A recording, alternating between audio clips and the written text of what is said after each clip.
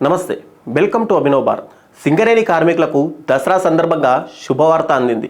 ముఖ్యమంత్రి రేవంత్ రెడ్డి కార్మికులకు దసరా కానుక ప్రకటించారు.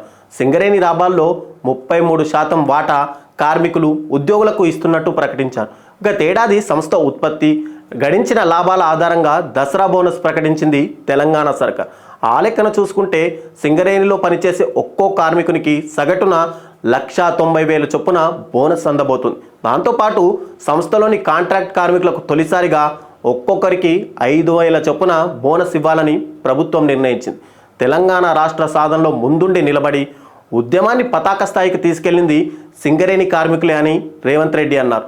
వారి శ్రమ, పోరాట పటిమ తెలంగాణ సాధనలో అత్యంత క్రియాశీలక ప్రత్యేక పాత్ర పోషించాయని కొనియాడారు. అలాంటి కార్మికులకు సింగరేణి ఉత్పత్తులు, వ్యాపారంలో వచ్చిన లాభాలను పంచడం ద్వారా వారి కుటుంబాల్లో ఆనందాన్ని చూడాలని రాష్ట్ర ప్రభుత్వం సింగరేణి యాజమాన్యం నిర్ణయించిందని పేర్కొన్నారు. సింగరేణి సంస్థ రాష్ట్రంలోని పలు సంస్థలకు బొగ్గు ఎగుమతి చేస్తోంది. విద్యుత్ ఉత్పత్తి కేంద్రాలతో పాటు పలు సంస్థలకు ఇతర రాష్ట్రాలకు బొగ్గు ఎగుమతి చేస్తోంది.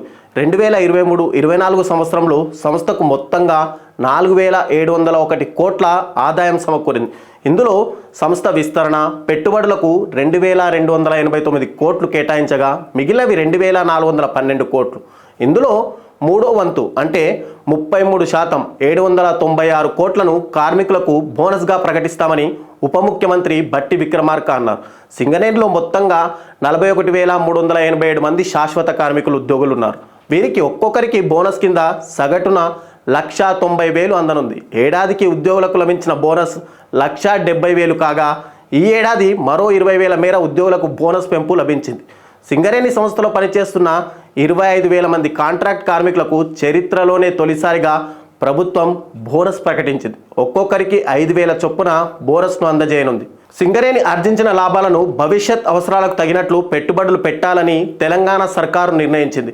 దాని ప్రకారం సౌర విద్యుత్ ఉత్పత్తికి 1000 మెగావాట్లను విస్తరించడం, రామగుండంలో 500 మెగావాట్ల పంప్డ్ స్టోరేజ్ ప్లాంట్ నిర్మాణం, జైపూర్లోని ప్రస్తుత థర్మల్ విద్యుత్ ఉత్పత్తి కేంద్రంలో 800 మెగావాట్ల సామర్థ్యం కలిగిన మరో థర్మల్ విద్యుత్ ఉత్పత్తి కేంద్రం, రామగుండంలో టీఎస్ జెన్కో ఆధ్వర్యంలో మరో 800 మెగావాట్ల థర్మల్ విద్యుత్ ఉత్పత్తి కేంద్రం, ఒడిశాలోని నైనీ బ్లాక్ పైన 2,400 మెగావాట్ల సామర్థ్యం కలిగిన సూపర్ క్రిటికల్ థర్మల్ విద్యుత్ ఉత్పత్తి కేంద్రం ఏర్పాటు చేయాలని ప్రభుత్వం నిర్ణయించింది.